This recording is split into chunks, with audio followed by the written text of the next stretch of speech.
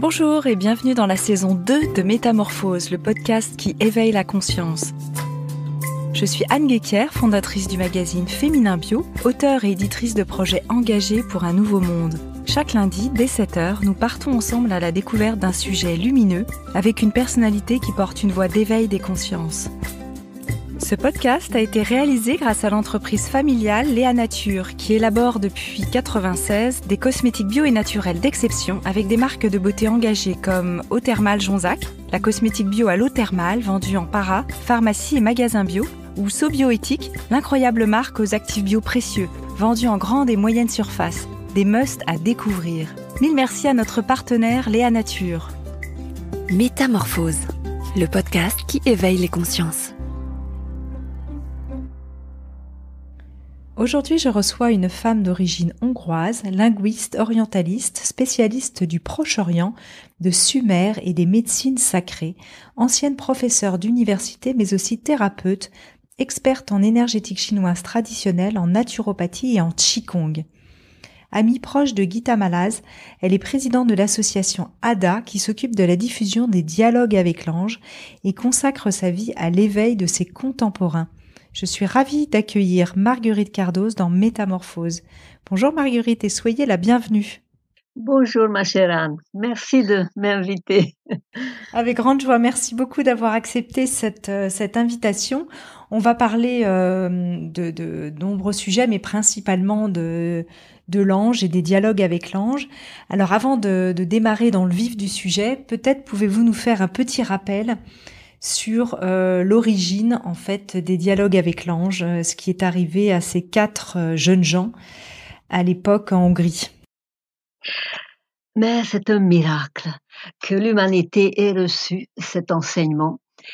Donc 4 jeunes artistes, Gita, Malaz, Hanna, Lily et Joseph, se sont réunis pour se demander qu'est-ce qui les sépare de leur propre profondeur, de leur propre vérité, parce qu'ils ont entendu pendant la guerre, c'était entre 1943 et 1944, ils se sont creusés le cœur et la cervelle et le ventre pour savoir comment être en contact avec ce qui est essentiel dans la vie et ne pas se perdre dans l'extériorité et dans la peur et dans les persécutions pendant la guerre et dans les privations et dans les bombardements.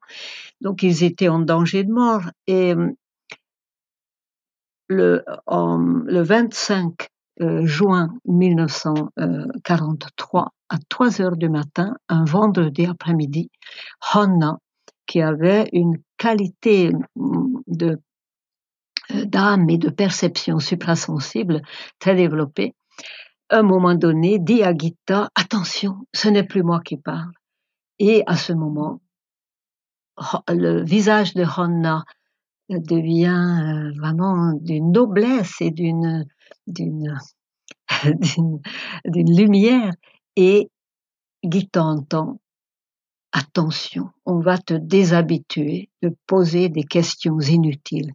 Tu seras labouré par une recherche sans répit. Tu recevras un nom nouveau. Je ne peux pas encore te le dévoiler. » Et stupeur en même temps, et en même temps, comme Gita disait, c'était tellement naturel, c'était tellement comme un maître intérieur dans ma profondeur la plus cachée, la plus secrète, m'a instruit. Donc, on l'a appelé cette voix le maître intérieur. Cet enseignement durera pendant 17 mois et il y aura 88 enseignements notés. Et il y en a qui n'ont pas pu être notés parce que la situation pendant la guerre et pendant leur persécution était telle que c'était impossible de noter. Mais c'est une structure, une sorte de triade. Ces 4 messagers, ces 4 amis artistes vont recevoir un enseignement d'abord à Budaliget, près de Budapest, 40 enseignements, où il y a question de réponse. Et les anges vont venir régulièrement tous les vendredis à 15h. Et après, ils vont déménager près de la gare de l'Est. C'est de là que Joseph Joseph, Hanna et Lily étaient d'origine juive, mais ils n'ont pas pratiqué leur religion. Gitta était chrétienne, mais elle non plus, elle n'a pas pratiqué sa religion. Ils connaissaient même pas leur religion, ça les intéressait pas parce que c'était des jeunes très modernes et joyeux, créateurs et Gitta était champion de natation pendant 12 ans et bref, ils déménagent près de la gare de l'Est et il y a des enseignements qu'ils reçoivent là et après ils vont aller, mais sans Joseph parce que Joseph va être euh, déporté de la gare de l'Est et elles vont déménager, Hanna, Lili, Gitta à Katalin, c'est pas loin de Budaliget, c'est toujours à Buda, puisque Budapest c'est une ville double. Buda c'est plutôt les montagnes et Pest c'est plat. Et elles vont recevoir encore la quintessence vraiment de l'enseignement. Plus on avance vers la fin, plus la vibration est haute et plus l'enseignement est intense. Et ça s'arrête parce que Hanna et Lili vont être déportés.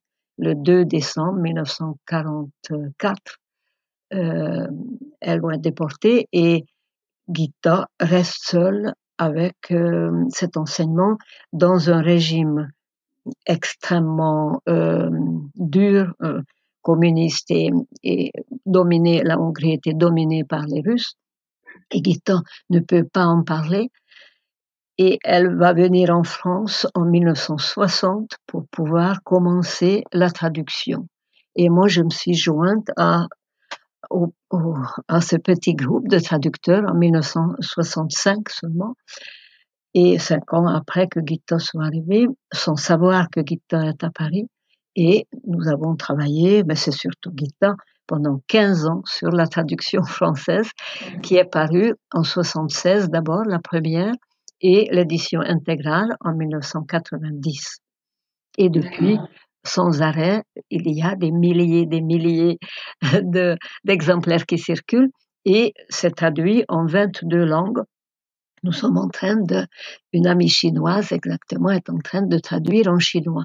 Et la traduction coréenne est sortie il y a 3 ans maintenant. Et ça existe dans toutes les langues importantes, vraiment très importantes de l'Europe et du monde. Alors vous avez bien connu Gitta puisqu'elle était un peu comme une mère, vous dites, pour vous. Oui. Voilà, c'est la seule qui était survivante de la déportation. Elle était chrétienne et donc ensuite vous l'avez rencontrée en France et donc bien connue pendant toutes ces années où vous dites elle était vraiment d'un amour, d'un pur amour quelque part envers vous. Ah oui, et de l'humour et de bienveillance et de respect de ma liberté. C'était extraordinaire, elle voulait jamais m'influencer à tel point que quand elle m'a prêté pour la première fois le manuscrit en hongrois dactylographié de Dialogue avec l'ange, elle a changé son prénom, donc à la place de G, elle a mis un A pour ne pas m'influencer, pour se cacher, pour que je l'aime pas, je n'aime pas cet enseignement parce que je sais qu'elle était dedans. Tellement elle était discrète. Et par contre, vous racontez que vous devinez qu'elle est dedans et que là, elle est très surprise, effectivement. Non, pas un rêve, oui. Oui, c'est ça. Alors, qui sont les anges? Vous qui avez étudié les anges de tant d'époques et de cultures, vous êtes une spécialiste de Sumer, mais aussi de la Perse, de l'Égypte, de l'orthodoxie et plus globalement des chrétiens. Qui sont les anges?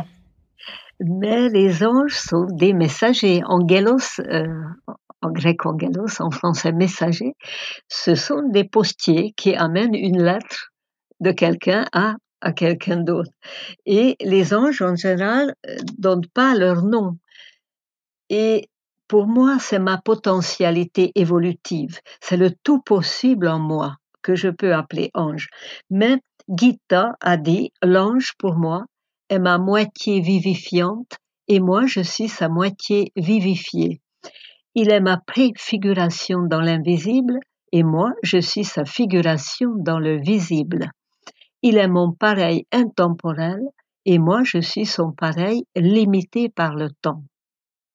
Il est mon complément intuitif dans l'esprit et moi je suis son complément exécutif dans la matière. Il est mon corps de lumière et moi je suis son corps de matière.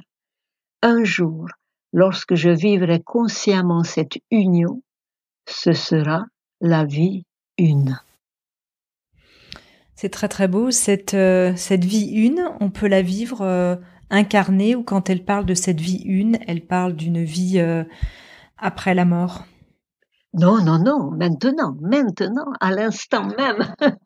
Oui, c'est ça la quintessence de l'enseignement de dialogue avec l'ange, que c'est possible maintenant dans un hors-temps, certes, mais nous pouvons amener cet hors-temps dans le temps. Et c'est pas après la mort, et c'est pas avant la naissance, c'est maintenant ou jamais. Et sinon, chez les Sumériens, déjà, on a connu Michael, Gabriel. Moi, j'étais élève de Henri Corbin et j'étais éblouie par l'angélologie iranienne que Henri Corbin a super bien développée. Et chez les Chinois aussi existe ce guide spirituel intérieur, invisible, par moments devenu visible ou devenu presque tangible. Et un jour, par exemple, je travaillais avec Zixing Wang, mon maître chinois, et j'entre dans le dojo pour faire du qigong avec lui, et il sourit, il dit « Ah, ils sont tellement beaux, tes anges !» J'ai dit « Ah bon, j'en ai plein ?» Il dit « Ah oui, tu en as au moins 9. » Ah, j'ai dit parce que je suis tellement bornée que j'en ai besoin de beaucoup, parce que les pauvres, je leur donne du travail. Et il regardait avec des yeux tellement éblouis que je lui ai tendu mon cahier en disant « Est-ce que tu peux me dessiner mes anges ?» Et il a dessiné, il y en avait un qui était 9 fois ma taille. Et j'ai dit « Mais en Chine, on les appelle pas esprits, on les appelle anges ?» Ah, il dit « C'est pas leur nom qui compte, c'est leur réalité. » Et j'ai dit « Tu vois les anges de chacun ?» Ben, il dit oui, oui, oui. Et je m'adresse toujours à leur ange. Or, c'était un il est toujours vivant, il vit entre Londres et la Chine, des différents monastères chinois. Il avait une culture purement taoïste. Eh bien, pour lui, c'était une évidence de voir les anges. Donc, je veux dire, les anges ne sont pas réservés par les religions ou recrutés uniquement par des religieux. La preuve, c'est que les 4 messagers, les 4 amis artistes n'avaient aucune idée des anges. Et d'ailleurs, l'ange était tellement discret, ou les anges étaient tellement discrets, puisque chacun va rencontrer son ange personnel. Ils étaient tellement discrets que pendant 41 enseignements, ils parlent, simplement ils parlent, mais ils disent rien d'eux-mêmes. Et à la 42e rencontre, au 42e entretien, d'un coup, Hanna entend « Nous sommes des anges et notre parole est vérité ». Alors ils se regardent, ils se disent « Mais nous, on croit pas aux anges, qu'est-ce que c'est cette affaire ?» Et ils se rendent compte que leur image épinale de l'ange ne correspond pas du tout à la réalité de l'ange, qui est pur feu, qui est pure intention, qui est pure haute vibration. Vous pensez qu'aujourd'hui on peut continuer à accéder justement à des messages des anges, et qu'en fait simplement on ne les écoute pas? Oui, oui, oui. Et ils sont venus, c'est un miracle qu'ils soient venus, parce que ça s'est jamais arrivé dans l'histoire de l'humanité que pendant 17 mois, les anges enseignent 4 artistes. C'est arrivé pour Mani, par exemple, celui qui a fondé le manichéisme, un Iranien, ou Mollah Sadra, ou Ibn Arabi, ou moi je connais un peu mieux dans le soufisme, ou chez les chrétiens, dans le monde chrétien, que les anges arrivent ponctuellement, ou par exemple Swedenborg, il est très célèbre d'avoir rencontré des anges qui l'ont enseigné. Mais ça venait jamais à des horaires fixes, à des jours fixes, au rendez-vous, si j'ose dire. Ça venait quand lui, il était capable de les entendre, de les recevoir. Donc, c'est ça qui est incroyable, qu'on dirait qu'il y a une intention du ciel vers l'humanité, que vous êtes dans une époque de transition. Nous aimerions vous aider parce que vous courez dans le mur et nous aimerions vous montrer votre dignité, votre grandeur, quelle est votre tâche, quelle est la dignité de l'humain, et ne vous perdez pas dans votre extériorité, mais libérez-vous et soyez dans cette soif, dans votre soif. Et quelle est votre soif? Par exemple, l'ange pose la question à Lily, quel est ton désir le plus ardent? Et Lily dit, mais être toujours avec toi et en toi. et servir l'humanité, servir mes prochains avec tout ce que tu m'enseignes. Donc il y a une transmission, et parce que ces 4 êtres vont transmettre à leur tour quelque chose, ce feu. Et quand Gita demande à l'ange, il y a un moment intéressant où Gita dit si par mon travail je peux me débarrasser du superflu, deviendrai cet homme nouveau dont tu parles. Et l'ange dit, tu es celui qui forme et non celui qui est formé. Alors Gita n'y comprend rien, bien sûr, et elle dit, mais que faut-il faire pour devenir celui qui forme? Et là, Hannah rassemble toute sa force pour pouvoir transmettre la force de l'ange, et elle dit, brûle! Je dis hongrois parce que c'est juste 3 lettres, Égh. C'est comme une ascension, Égh. Et Hannah tombe pratiquement évanouie après ça, parce que toute sa force la quitte, elle grelotte, et il faut la frotter avec de l'alcool pur, tout son corps, et lui donner sur un morceau de sucre de l'alcool, parce que elle est presque partie, tellement cette intention de l'ange était brûlante, et dans son corps physique frêle et fragile, il fallait qu'elle puisse transmettre au moins quelques étincelles de ça. Et c'est ce feu-là qui nous calcine à travers les 88 enseignements. C'est sublime. Et tout le temps, ça revient. Et le feu vient d'où? Vient de l'Esprit Saint. Parce que l'ange dit, nous sommes au service de l'Esprit Saint. Oui. Et c'est le feu de l'Esprit qui vous brûle. Le feu ou le souffle? C'est un souffle de feu. C'est ça. Gita, que vous avez bien connue, on en parlait tout à l'heure, était habitée par ce feu, par cette grâce. Oui. C'était quelque chose qui était vraiment visible, elle rayonnait, c'était un soleil.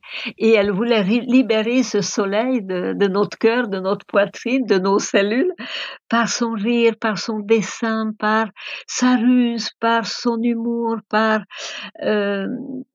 des citations tellement discrètes. Elle voulait jamais nous convaincre de quoi que ce soit. Elle a laissé parfaitement libre tous ses amis à être allumés ou pas. Mais quand l'ange dit à Gita, souffle sur le feu, je t'aiderai. On sentait sur Gita qu'elle guette le moment où elle peut intervenir. Et en effet, dans ma vie, dans un moment très critique, mais magnifique de ma vie, c'est François Chéin qui dit « toute fêlure, semence, toute fracture, naissance ». Et dans un moment de fracture et de semence, et dans un moment de fragilité extrême, qui était une naissance pour moi, Gita est intervenue pour m'ouvrir le cœur par cet enseignement de feu. Et depuis, je n'ai pas pu lâcher, quoique le soufisme m'intéresse énormément. Là, je suis éprise de la mystique chrétienne, je suis amoureuse de l'Égypte et de la Chine et de Sumer et tout, mais ça se complète pour moi, ça parle du même feu. C'est le même feu. Quel est le message de l'ange aujourd'hui? Que vient-il nous enseigner? Vous avez parlé de ce qu'il a enseigné à ce moment-là où il vivait dans l'horreur de la guerre. D'ailleurs, ils sont morts tous les Oui. trois, ils ont été déportés. Qu'est-ce qui vous touche particulièrement aujourd'hui, Marguerite, dans les dialogues avec l'ange en lien avec ce que nous vivons en ce moment? J'ai interviewé votre amie Annick de Souzenel il y a quelques semaines. Oui, ah oui. Je sais que vous avez aussi cheminé toutes les Oui, deux. oui, oui. Oh oui, une grande, grande sœur. Ouais, Sœur de exactement. lumière, sœur d'âme. Exactement. Et elle dit qu'on vit vraiment les prémices des contractions d'un nouveau monde. Oui, oui, Comment de l'homme nouveau avant de tout, l'homme parce que c'est nouveau, l'homme c'est ça. nouveau qui doit accoucher le monde nouveau. Et justement, c'est l'ange est venu à ce moment de transition, de bascule, de virage, pour verticaliser l'évolution.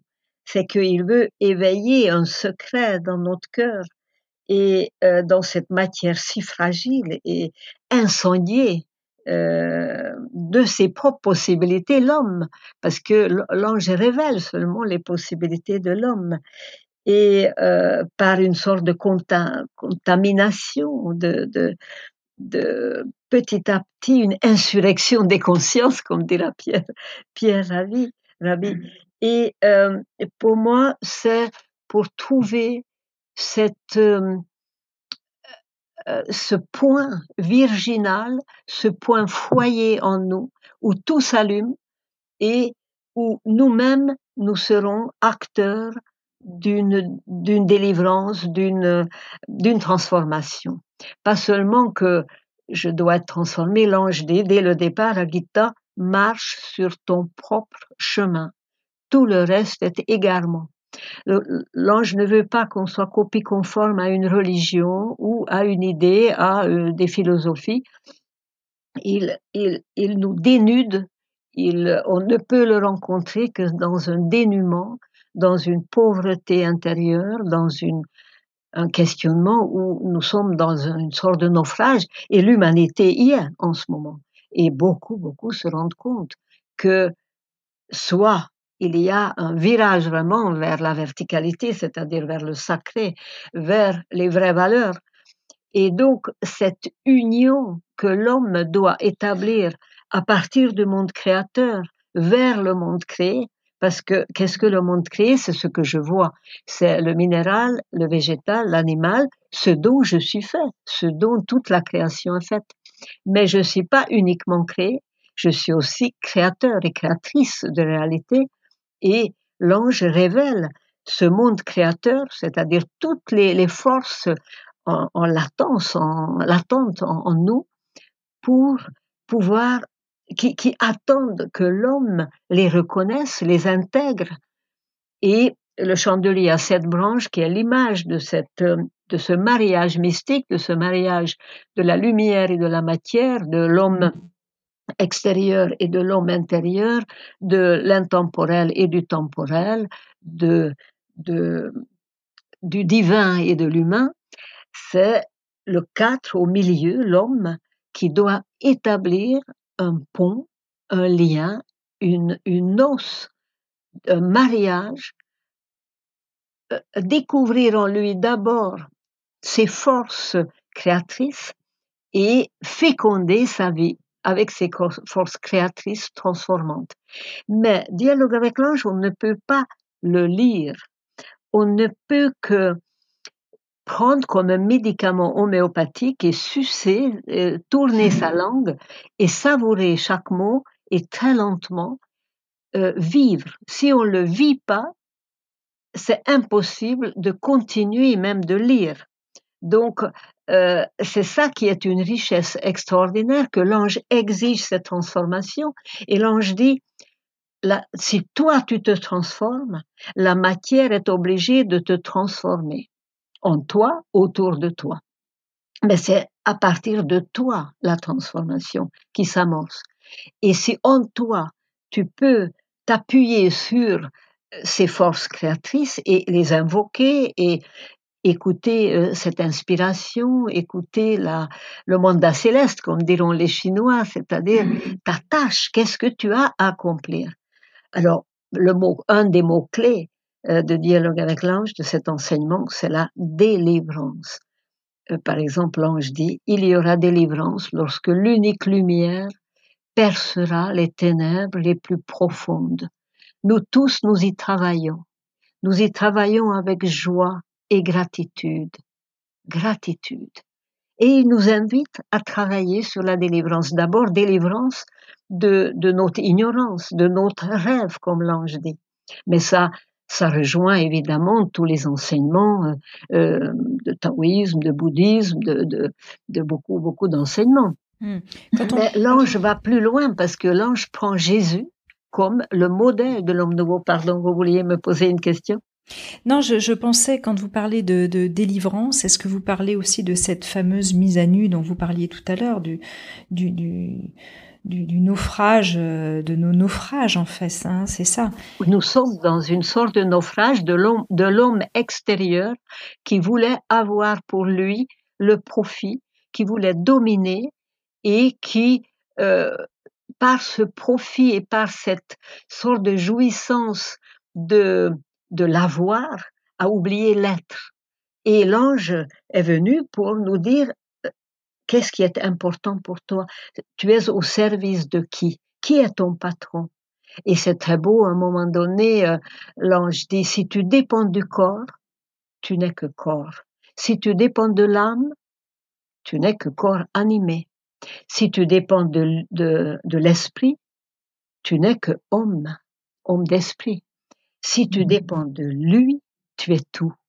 Ne dépends que de lui. Alors corps, âme et esprit seront à son service, au service de la lumière. Il n'a pas de nom, lui. D'ailleurs, en hongrois, il n'y a pas de masculin et de féminin. Et dans la traduction, on s'est beaucoup bagarré. Comment dire que Dieu n'est pas masculin? Parce que dans les langues qui connaissent le masculin et le féminin, c'est extrêmement difficile de trancher. Comment je peux décider que Dieu soit masculin? Il s'agit de la lumière des lumières en chacun de nous, d'une intensité, d'une ouverture du cœur, d'une liberté infinie, de l'infini dans chacun, mais de l'infini soif aussi, de l'infini d'amour, de l'infini de dons, parce que le deuxième mot-clé, c'est le ad, donne, le don quand le cœur s'ouvre, mais la main s'ouvre et tout s'ouvre et l'homme nouveau est là pour donner, pas pour prendre. Donc les griffes du prédateur, de l'homme moderne, de l'homme qui épuise la terre, qui salit l'eau, qui salit la terre, qui chimique tout, doit se réveiller, s'éveiller et dire non, c'est pas ça. Comment faire pour s'abandonner justement, pour enlever ce fameux jeu là dont on parle dans les dialogues avec l'ange, cette fameuse brisure. Est-ce qu'il faut, entre guillemets, travailler sur soi, c'est-à-dire se débarrasser d'un certain nombre de conditionnements, de croyances? Est-ce qu'il faut faire ce travail de quête et d'introspection pour pouvoir s'ouvrir à l'abandon, ou pas forcément? Non, pas forcément. C'est une mise à feu de l'être, je crois, par l'ange.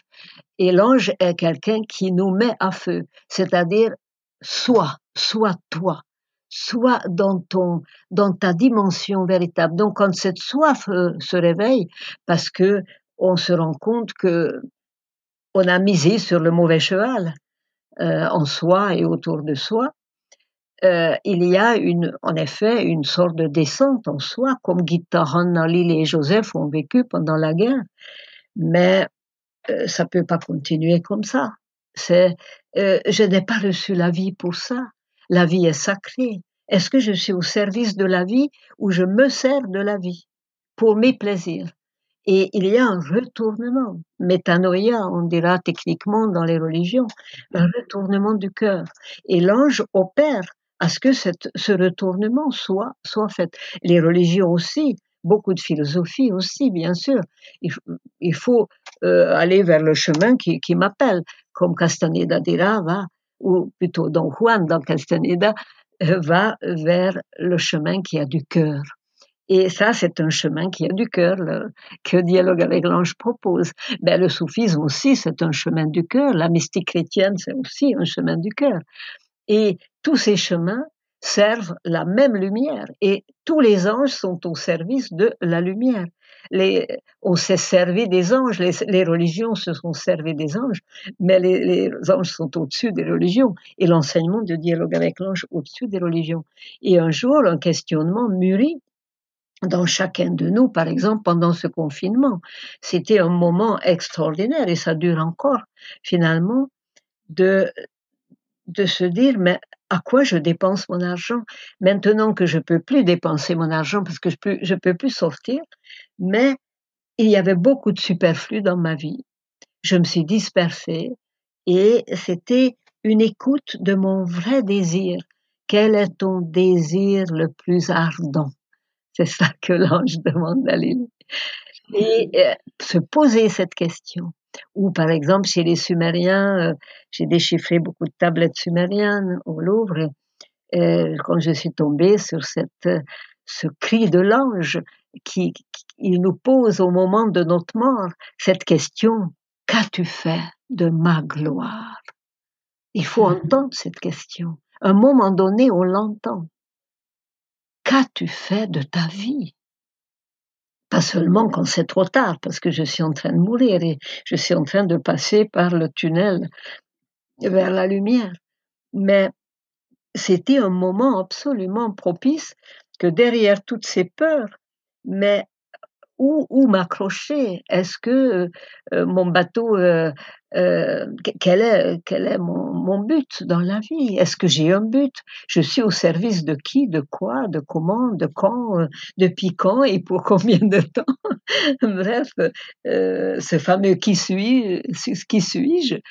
Ce je suis, et qui appartient pas à l'espace-temps et qui demande à s'incarner à chacun de nous.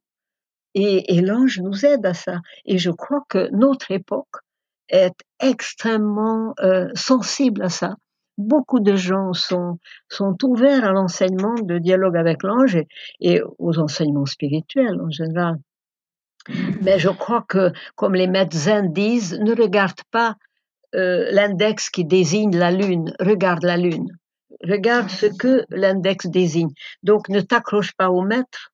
Et c'est pour ça aussi, dans le dialogue avec l'ange, c'est très important que l'ange ne veut pas dire son nom.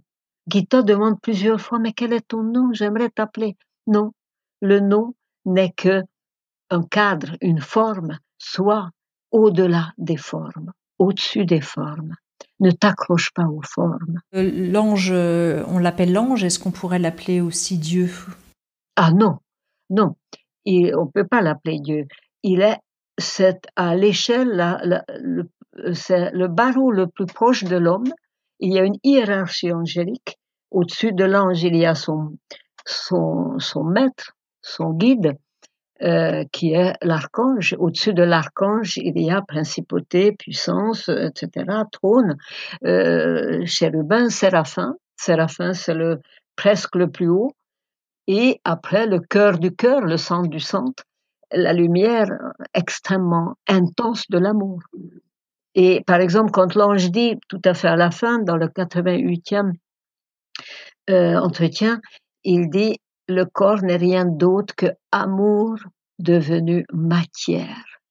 Mais ça m'a donné une ivresse parce que j'étais thérapeute, je suis encore un petit peu, et quand je touche un corps, si je touche pas dans le sacré de ce corps est devenu amour, devenu matière.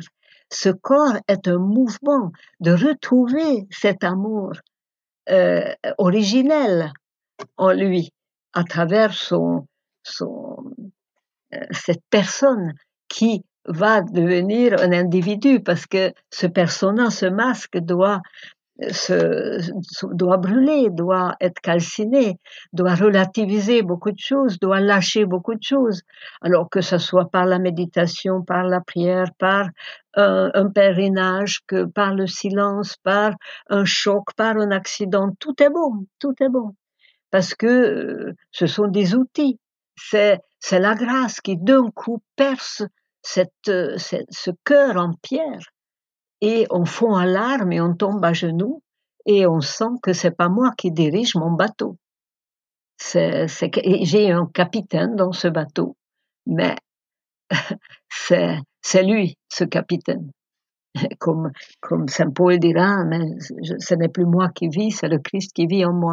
Il y a une seconde naissance, ça c'est clair, comme Annick de Souzenel le dit, comme Jésus le dit, comme tous les maîtres vont dire, il faut renaître. Tout à l'heure, vous parliez justement de Jésus, de la figure de Jésus, et je vous ai posé une question à ce moment-là, j'aimerais bien que vous reveniez dessus. Quel est le rôle de Jésus? Jésus est le modèle de l'homme nouveau. C'est d'ailleurs assez difficile pour ceux qui sont pas chrétiens d'admettre que on s'est accaparé de Jésus à travers la religion, mais que Jésus est en chacun de nous, c'est pas un personnage historique uniquement, c'est un état vibratoire aussi d'intense amour, et que l'ange dit Jésus est le roc, et qui est l'individualité, qui est la possibilité pour l'ange de venir parler à l'homme. Donc, ce point culminant dans l'homme, qui est l'état christique, est le sommet de la montagne qui permet à l'ange de poser un pied sur ce roc que nous sommes devenus. Donc, c'est jamais un point oméga, comme dit Teilhard de Chardin. C'est toujours en mouvement, c'est toujours en devenir. Et Jésus est plus que modèle, il est la réalité en nous de ce verbe devenu chair et de cette chair qui devient verbe à chaque parole, à chaque action. Et l'ange dit à Gita, Hanna, Lily et Joseph, vous êtes ma main, vous êtes ma bouche. Moi, je n'ai pas de bouche pour parler, mais je ne peux parler qu'à travers Hanna, c'est-à-dire à travers celle qui parle, parce que l'ange ne les appelle jamais par leur prénom de baptême ou de leur prénom donné par la famille. L'ange les appelle par leur vocation.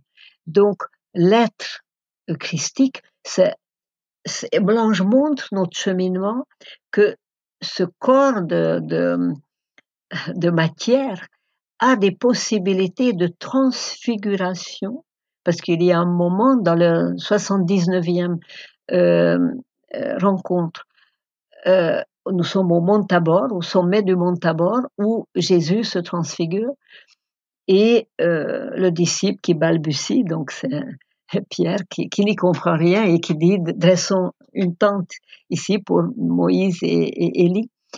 Et l'ange dit il n'a pas compris que la nouvelle maison descend et que c'est la chambre nuptiale entre le divin et l'humain. C'est comme comment s'appelle Saint Irénée qui disait Dieu est devenu homme pour que l'homme devienne Dieu, pour que l'homme découvre sa dimension divine. Quoi de mieux, qui mieux que Jésus pour découvrir notre dimension christique, notre dimension divine, mais c'est pas mot à mot la crucifixion, la vie se sert de nous pour nous crucifier assez, crucifier nos croyances et devenir une hostie vivante, comme Marthe Robin nous appelait, c'était bouleversant. Si vous entrez chez Marthe Robin, quand vous entrez chez Marthe Robin, elle a dit « Bonjour mon hostie ». Donc, cette chair transfigurée, cette chair plus que transfigurée, c'est la transsubstantiation de la matière. Et cette matière devient lumière. Et c'est ça qui est une stupeur à la fin de Dialogue avec l'ange, quand l'ange nous initie à cette matière-lumière que l'homme fabrique. C'est quoi cette matière-lumière? C'est fait par ma capacité de pardon, par cette capacité que je n'ai pas, mais je peux, comme les contes hongrois commencent comme ça, il y avait un petit jardin et dans ce petit jardin, il y avait un grand jardin. Alors mon cœur est un petit jardin, mais où un grand jardin peut s'ouvrir, l'ouvert, comme François Scheng l'appelle, l'ouvert. Et donc quand c'est ouvert, mon cœur est dans cet ouvert, dans cet état de grâce, mais tout est possible. Et pour moi, l'ange, c'est le tout possible.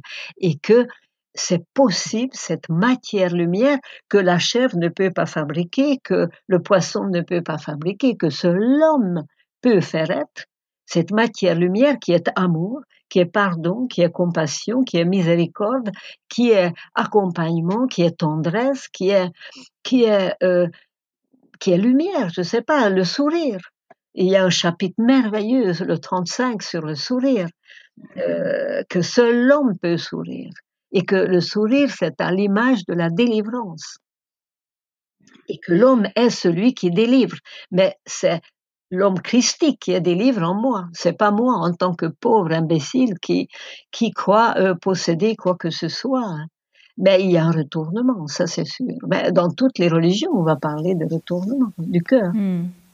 C'est ça l'acte d'être que vous appelez l'acte d'être. Oui, c'est ce qu'on appelle dans le soufisme l'acte d'être. Dans Dialogue avec l'ange, on l'appelle l'acte véritable. L'acte vient de lui et retourne à lui. Donc ça passe à travers moi, mais ça vient pas de moi et ça retourne pas de moi. Donc je ne peux pas profiter de ça. Je dépose devant son marchepied à lui, la lumière des lumières, l'amour de tout amour, de compassion, de toute compassion, de miséricorde, de toute miséricorde. Donc, c'est le soi, kun en arabe, kun, sois toi, sois cet amour, sois cette lumière, sois cette transfiguration. Tu es capable de pardonner, tu es capable de partager, tu es capable d'aimer, tu es capable d'amener de la lumière là où il y a les ténèbres. Comme l'ange dit, c'est pas la faute aux ténèbres d'être dans les ténèbres, c'est la faute à la lumière qui n'éclaire pas que dans une chambre, dans une pièce. Si tu n'allumes pas, mais il y a les ténèbres. Mais allume. Et Jésus dit la même chose. Ne soyez pas de la lumière cachée sous le boisseau. Osez dire que vous n'êtes pas d'accord avec telle ou telle décision, que vous voulez, par exemple, mon rêve, c'est la réunion de la médecine douce, de toutes les médecines énergétiques avec tout le génie de la médecine occidentale. Bien sûr. Pas séparer toujours en disant l'un est supérieur, non. Dans tel ou tel cas, il faut appliquer ça, dans tel ou tel cas, plutôt ça. Ou dans l'agriculture, par exemple, biologique, c'est absolument important. Le corps, la terre, c'est notre corps. C'est ce que nous mangeons. Si nous mangeons dans ce que la terre donne, c'est-à-dire des produits chimiques, mais notre terre, c'est-à-dire notre corps, sera abîmé. Donc il y a une interrelation maintenant dans la physique quantique. On le sait parfaitement que il y a une inséparabilité. Donc c'est absolument important. L'intention, par exemple, comment je cueille une plante. Comme Thomson disait, tu peux pas cueillir une fleur sans déranger une étoile. Nous sommes intriqués. Il y a une interrelation. Je peux pas traiter le monde animal comme des objets et uniquement pour profiter. Mais c'est criminel comment on traite les plantes, la terre, l'eau, le sol. Mais il faut tout voir, tout reconsidérer et arrêter ce profit. Et l'ange nous dit, mais respectez la terre, respectez l'eau, respectez l'air, respectez les produits de la terre, soignez la santé, soignez uniquement la santé. Et quand la santé est assez forte, mais elle va prendre en charge les ténèbres dans le corps. C'est pour ça que l'ange dit le mal est le bien en formation, mais pas encore prêt. Ça donne cette espérance. Oui, c'est magnifique. C'est dans le 29, c'est le berceau de la joie. Que l'homme est le berceau de la joie. Et alors, quand vous entendez la première phrase, vous vous dites, mais en tout cas, je me suis dit, berceau de la joie. Mais oui, pour moi, berceau de la joie, c'est un beau jardin avec une fontaine, avec des oiseaux, avec des plantes, des roses aromatiques, un peu comme à Shiraz, en Iran, etc. Eh bien, pas du tout. La deuxième ligne dit haine, feu, poison. C'est cela, le berceau de la joie. L'homme est le grand transformateur. La force non transformée, la force non, je sais pas quoi, te détruit. Donc, le mal est le bien en formation, mais pas encore prêt. C'est à toi à voir les possibilités et aider à ce que le bien soit plutôt que la destruction et le mal. Et ça commence par un geste de moi-même, de chacun de nous. Comment je consomme, ce que je consomme, comment je vis, ce que je dis, que que je sois pas comme le mauvais curé qui dit faites ce que je dis, faites pas ce que je fais. Qu'il y ait une cohérence. Et je crois que maintenant les gens veulent une transparence, une cohérence, une, une sincérité, un partage. C'était très beau de voir ce partage pendant le confinement. Et les cœurs s'ouvrent parce que il y a d'autres valeurs qui émergent. Pas seulement la valeur de l'argent. J'ai 5 petits-enfants et j'ai écrit des pièces de théâtre pour eux. Et là-dedans, la clé, c'était comment peut-on vivre sans argent et qu'est-ce qu'on ne peut pas acheter. Et alors, on a trouvé finalement plein de choses qu'on ne peut pas acheter. Par exemple, le pardon, par exemple, l'amour, par exemple, l'air pur, par exemple, l'eau de la fontaine qui me vivifie, etc. Donc, c'est pour montrer que c'est pas cette société de consommation qu'on nous a imposée quelque part, c'est une séduction. On a fait fausse route. Alors je vous repose cette question, est-ce que nous sommes Dieu qui expérimente la dualité et du coup qui a besoin de ce contraste pour se vivre quelque part en regard? Oui, ma chère Anne, absolument. Et il faut vraiment être conscient de cette dualité dans ce que la Chine appelle le yin et le yang, le deux, c'est-à-dire qui se complète, qui permet le mouvement. Sans dualité, il n'y a aucun mouvement. Le chaud va vers le froid vers le chaud, la lumière va vers le poids, vers la matière aspire à la lumière. C'est absolument essentiel que nous sommes doubles, et heureusement que nous sommes doubles. Mais même si nous avons 2 bras et 2 jambes, nous avons un cœur. Et ce cœur est un, et ce cœur aspire à l'unité. Mais ce cœur ne peut pas arriver uniquement à partir du 3, du 2, pardon, mais il faut un 3, c'est-à-dire un troisième terme on va appeler l'Esprit Saint ou inspiration ou ange ou la grâce ou une instruction, quelque chose qui nous appelle, ce fameux brûle. Et dans ce cas, par cette trinité-là, je retrouve l'unité, mais cette unité doit féconder ma dualité, ma vie de tous les jours. Et ma vie de tous les jours est constamment une offrande à cette unité. Donc il y a un va-et-vient, pour ainsi dire, amoureux, constamment entre le monde créé, le monde créateur, entre l'interne et l'externe, entre le haut et le bas, entre la droite et la gauche, entre la chaleur et le froid, etc. Et c'est très important. S'il n'y avait pas de dualité, mais il n'y aurait rien. Comme Prigogine qui a posé la question, pourquoi il y a quelque chose plutôt que rien? Dans l'unité, il n'y a rien que intensité. Et Dieu a bien voulu, ou quelqu'un, ou la matière, ou l'évolution, n'importe comment on l'appelle, a bien voulu que cet homme arrive dans cette histoire. Peut-être la nature n'était pas ravie, parce que l'homme a vraiment sali et abusé de cette nature qui est sacrée. Mais l'homme a une autre vocation que de se servir de la nature. Et l'homme se réveille en ce moment à cette nouvelle vocation, à cette vocation dont on parle quand même depuis quelques millénaires, mais qui n'était peut-être pas démocratisée, pour ainsi dire, qui était révélée pour telle ou telle classe ou caste religieuse. Tandis que là, par exemple, Dialogue avec l'ange, c'est magnifique, ça a été donné à 4 artistes qui sont ni religieux, ni épris de quoi que ce soit, des êtres libres. Et justement, ça s'adresse aux êtres libres que nous sommes tous.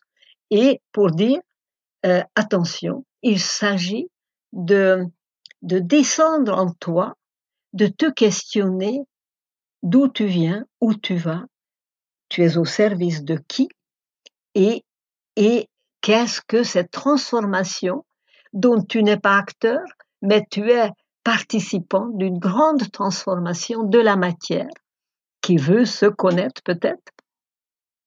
Comme dans le soufisme, c'est très beau, Dieu dit, mais j'ai désiré d'être connu. C'est pourquoi j'ai créé les hommes et les créatures. Ce désir de Dieu d'être connu. En moi, il y a ce Dieu qui désire d'être connu, mais désire de découvrir ce Dieu dans une fleur, dans un sourire, dans une blessure, dans une maladie, dans tout événement. Et c'est là où l'union va se faire, cette union amoureuse. Encore toi, c'est génial, mais oui, je t'ai oublié, je croyais que tu n'es que blessure, mais au fond de cette blessure, il y avait la main de l'ange. Et c'est là où dialogue avec l'ange nous amène que, quand même, ces trois personnes vont être tuées, vont être martyrisées. Ce sont des gens qui ont souffert, mais en même temps, ils sont entrés vivants dans la vie. Ils étaient dans la vie. Ils étaient dans la joie. Ils étaient dans la délivrance. Et c'est ça, l'enseignement à la fin, c'est magnifique quand l'ange termine comme ça. La délivrance est proche. Pardon, je vais vous le lire. Que le chant retentisse. Mais quoi? Mais il y a des bombardements. Mais nous sommes en pleine guerre. Mais oui, que le chant retentisse. Le mur s'est écroulé. Qu'est-ce que ce mur? Le mur entre le monde créateur, le monde créé, le mur entre mon intériorité et mon extériorité, le mur entre la sainte présence et mon extériorité qui croyait que je suis le maître à bord. Or, elles vont être comment dire, déportées. Croyez-le, l'éternelle vie est déjà vôtre. Donc, entrer vivant, devenir vivant, c'est ça, peut-être on peut dire, le but. Mais quand Jésus dit, je suis le vivant, je suis le chemin. Je suis la vie. C'est ça dont parle Jésus. C'est ça qui est l'aspiration de beaucoup à notre époque. L'ange dit, il faut que tu t'éveilles point par point, chacune de tes cellules doit s'éveiller. Qu'est-ce qu'il veut dire quand il parle de chacune de tes cellules? Comment entendre cet appel cellulaire vraiment à l'intérieur pour réaliser le feu? Oui, ça fait écho à la mer et à Aurobindo et à Satprem, évidemment. Et c'est extraordinaire parce que Satprem, Aurobindo était enseigné par un ange pendant 1 an. Il croyait qu'il va être exécuté. Et dans sa cellule, un être de lumière, tout en blanc, qui sait si c'est pas un ange, est venu l'instruire. Et c'est ça qui est merveilleux à notre époque, c'est que on sent cette interrelation. C'est pas seulement le cœur, c'est pas seulement la compréhension, c'est pas seulement une certaine forme de conscience. On sait maintenant que la conscience n'est pas uniquement dans le cerveau, heureusement, que la conscience est globale et que cet éveil cellulaire de toutes les cellules de mon corps, chez les Chinois, ça s'appelle le Shen, l'amour, la lumière, l'instant créateur qui se réveille dans tout être. C'est un état vibratoire extrêmement intense qui irradie, d'ailleurs qui irradie aussi comme lumière de certains maîtres. Moi, j'ai vu certains de mes maîtres se transfigurer vraiment devant moi. Et par exemple, Gita, elle était un être de lumière. Elle irradiait cette lumière. Et parce que toutes ces cellules étaient éveillées, toutes ces cellules étaient offertes à cette transformation, à louer, à devenir vivant. Il n'y avait pas d'ombre en elle. Et ça procédait aussi d'un acte volontaire de sa part de se mettre vraiment au service, ou elle avait été transfigurée, touchée par la grâce de manière, je dirais presque involontaire, ou il y a un oui qui précède cela? L'ange dira la volonté est un mur et non une marche. Donc c'est pas une volonté, mais c'est une aspiration, c'est une soif.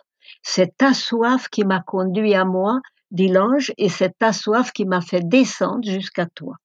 Donc il s'agit de déguiser cette soif qui nous qui nous talonne, et être en contact avec cette soif de la source en moi. Et plus je suis près de la source, plus je sens que c'est la source qui a soif de moi. Et que source et moi, c'est une seule réalité. Et que tantôt je l'appelle source, tantôt je l'appelle ma vie dans la vie quotidienne, mais il y a une unité. Et on ne peut que éclater de rire en disant, mais tu veux te planquer, tu veux te cacher, tu crois que je te reconnaîtrai pas, mais tu es là partout. Et quand il y a cette unité qui est l'amour, qui est l'émerveillement en même temps et une sorte d'ivresse. L'ange dit, si tu pouvais ressentir le désir infini de la lumière vers la matière et du désir infini de la matière vers la lumière, tu pourrais goûter l'ivresse.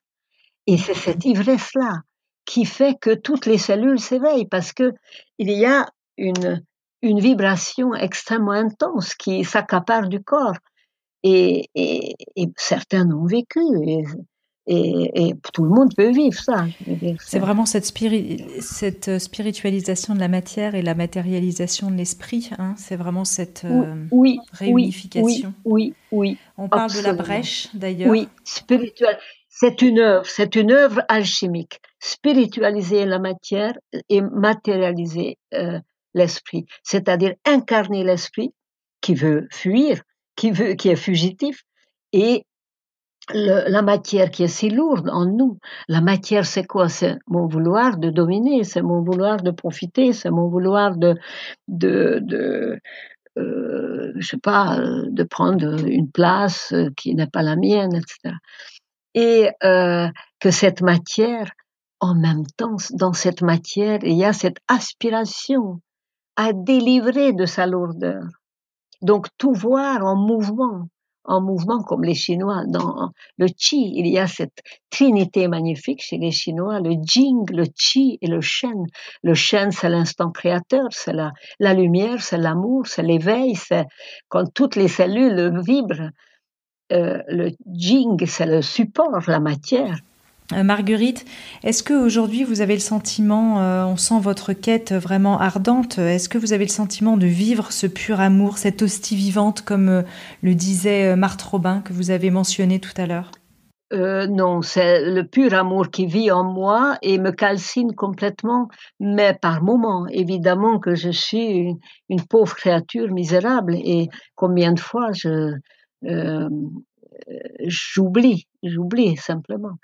Mais j'ai confiance dans ce pur amour, dans chaque parcelle de la création, dans chaque regard dans chaque oreille, dans chaque présence humaine, et je m'adresse à cette possibilité de faire, comment dire, ouvrir cette potentialité dans chaque paquet cadeau, dans chaque forme.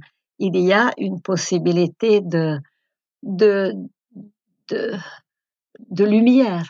Et je crois que, en tant que thérapeute, c'est tout ce qui m'intéressait, c'est que lui brille dans cet être humain, que sans mots, je vais pas endoctriner qui que ce soit évidemment, mais que je puisse faire vibrer cet amour, cette instance, cette hortense, ce pur amour, mais c'est jamais acquis. C'est beaucoup plus grand que nous, et ça, de temps en temps, je sens que ça sort de moi malgré moi, mais c'est comme un état de grâce, comme un état de transparence. Quand l'ange nous invite, soyez des vases d'or transparents, où sa grâce traverse la paroi. Et donc, ou de vase jaillissant, comme vous dites. C'est ça, le vase jaillissant chez les Sumériens. Donc, je m'offre à cette transformation alchimique, et je vois cette possibilité de transformation alchimique dans chaque situation, dans chaque être, et aussi dans notre époque. où il y a un potentiel énorme, il y a des possibilités de paradigmes nouveaux, de renouveler tout, de retourner vers le respect de la vie, le respect de la terre, le respect de la vérité, de ne pas être victime des lobbies pharmaceutiques, de toutes sortes de lobbies, mais de de simplement vivre comme l'ange dit, si tu élèves tout, tu peux recevoir la joie éternelle. Donc, élever nos sentiments, élever nos pensées, élever nos actions. Et la grâce descend quand nous l'élevons.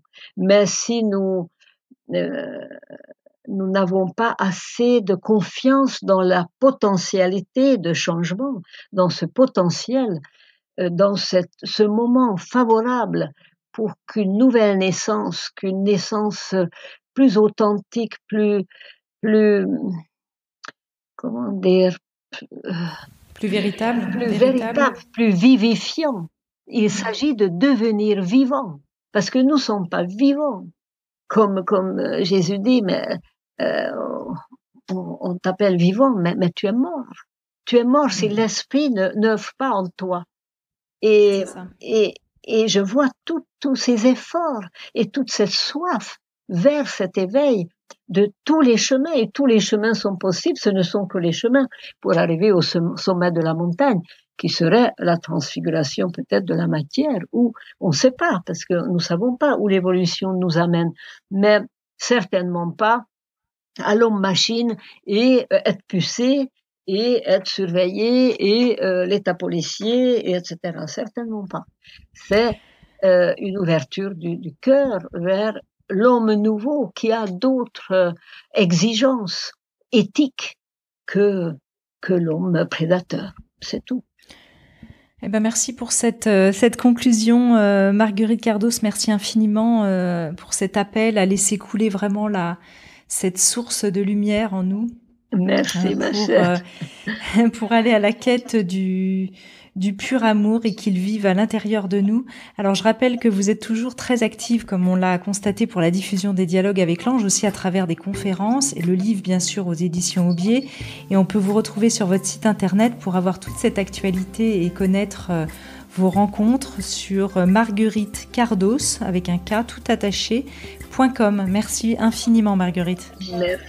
Merci chère Anne, merci à toutes les oreilles neuves et les yeux neufs qui ont poussé et qui sont en train de pousser pour percevoir ce nouveau qui crie vers nous afin de naître. Qui nous appelle, merci. Merci, au revoir. Merci de nous avoir écoutés. Découvrez en avant-première la personnalité de la semaine sur le compte Instagram Métamorphose Podcast. Si vous aimez ce podcast, favorisez sa diffusion en lui donnant 5 étoiles sur Apple Podcast ou sur votre plateforme de podcast préférée. Et surtout, abonnez-vous pour suivre tous les épisodes gratuitement. Merci beaucoup à notre partenaire Léa Nature, une entreprise engagée de nature depuis 27 ans. Premier fabricant français indépendant de produits bio et naturels en alimentaire, cosmétiques, diététique et santé. Je rappelle que les marques bio du groupe Léa Nature reversent 1% de leur chiffre d'affaires pour la planète. Métamorphose, le podcast qui éveille les consciences.